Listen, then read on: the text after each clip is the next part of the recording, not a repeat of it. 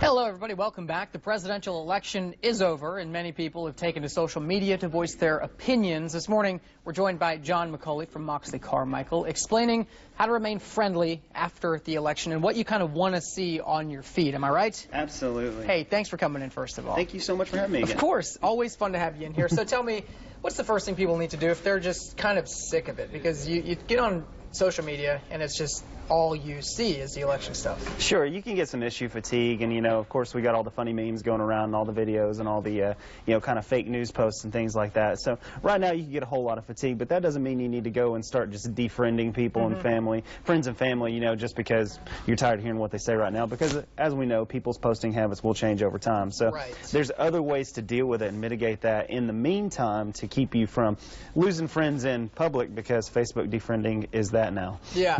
So how do you go about doing this? What's step one? So the best way to get somebody's stuff out of your newsfeed is to just temporarily unfollow them. Even if you have somebody you want to unfollow all the time, but you still want to be friends with on Facebook, just to maintain that relationship, you can actually, on the mobile app, you have to click onto their name and profile, and you'll see a little blue button that says following on there, and if you want to unfollow them, you just click that and you click unfollow, and it will allow you to not see their stuff on your news feed but still be friends with them, so they never see that, they never know that.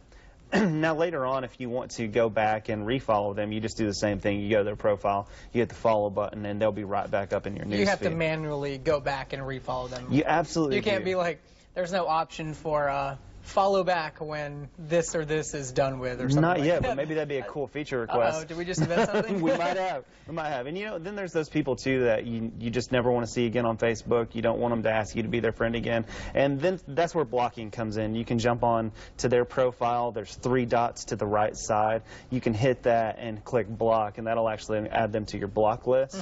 The only way to unblock somebody is to go to your settings, and under blocking, you'll see their name, and you can click unblock. You can do that on the mobile and the desktop apps, and both Facebook and both iOS and Android will do the same thing, work the same way. So what's the difference between blocking and unfriending? So if you block somebody, if you unfriend somebody, they can friend you back or follow you. If you block somebody, they can't see your stuff, you can't see their stuff. It's kind of, you are shutting that door pretty permanently.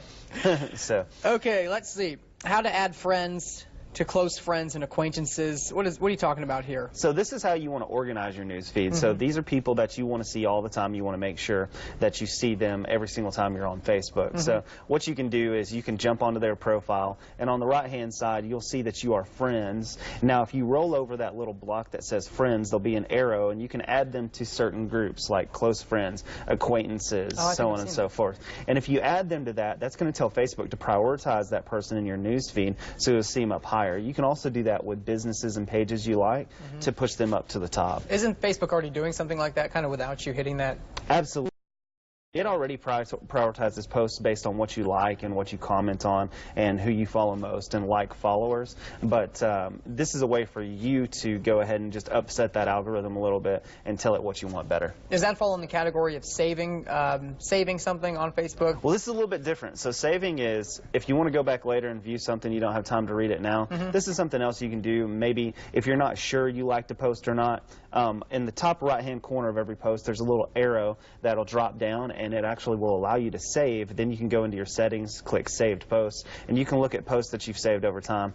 This is pretty cool if you're wanting to go back later and tell your friends, hey, I saw this on Facebook, check it out. Right. I think I've saved things in the past and not even known I've done it, and I've gone to my folder, I'm like, oh, here's some things that I accidentally saved. Absolutely. It's easy to do. Right. Okay, your last little tip is how to leave groups and events. This is pretty important because sometimes it can get a little old, I'll say, if you're part of a group that you're not really interested in, but they just continually are, having like messages or sending you things that you don't want. How do you get out of this? Groups are the most obtrusive thing on Facebook, so they're gonna get right in your face. So, and if you go to the group after you're added to it, there's actually a button that says Leave Group. Now, here's the thing that gets you though: is if you click Leave Group, people can add you right back later. Can't they also see that you leave the group? They can.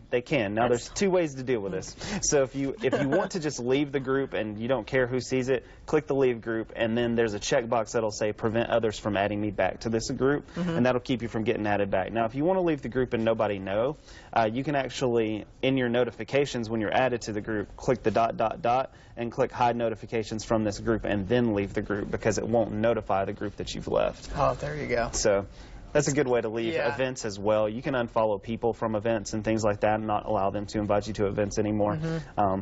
It is pretty intrusive. So. Sometimes you want to leave a group. I mean, you're interested, but you're not that interested. And it's like you're like, nope, get out of here, group. I don't want to be part of this anymore. Hey, Right. John, thank you so much. Where can people kind of go to get more information if they have any more questions? If they need to know more, they can actually tweet us at Moxcar, MOXCAR, or you can go to our website at moxleycarmichael.com and you can contact us there.